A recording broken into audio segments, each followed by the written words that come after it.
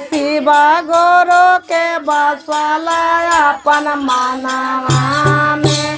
शिवा गुरु के बसला अपन मना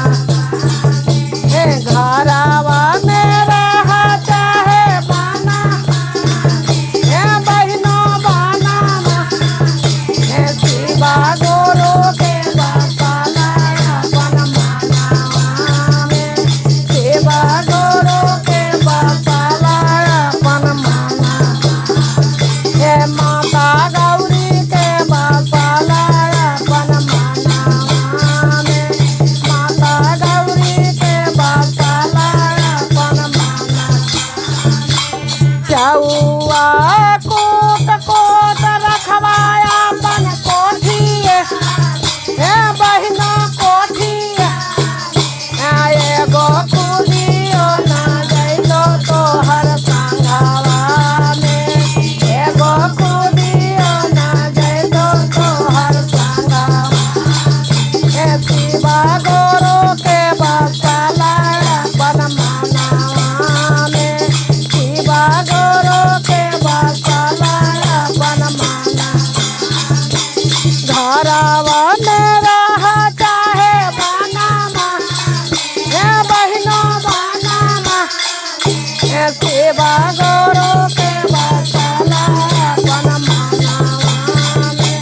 शिवा गुरु के बसला अपन मना शिवा गुरु के बसला अपन मना सारे किन किन रखवा गोला रे जावे आला मारिया एगो पिसावो ना जैतो तोहर संघवा में एगो पिसावो ना जैतो तोहर संघवा शिवा गुरु के बसला अपन मना शिवा गुरु के बसला अपन मनवा में शिवा गुरु के बसला अपन मना घरवा में रह चाहे बना बहनो बना शिवा गुरु के बसला अपन मनवा में शिवा गुरु के बसला अपन मना माता गौरी के बसला अपन मना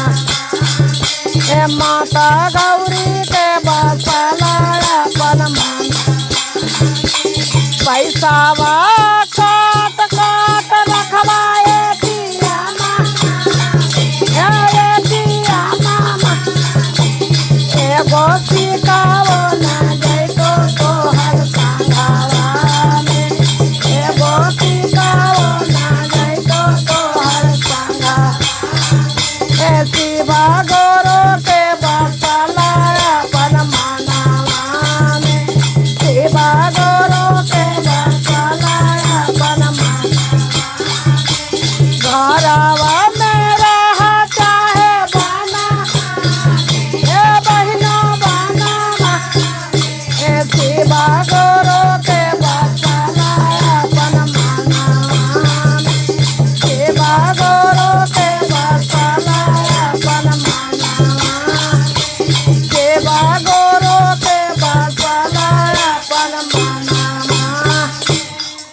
प्रेम से बोलिए शंकर भगवान की माता गौरी पार्वती की हर हर महा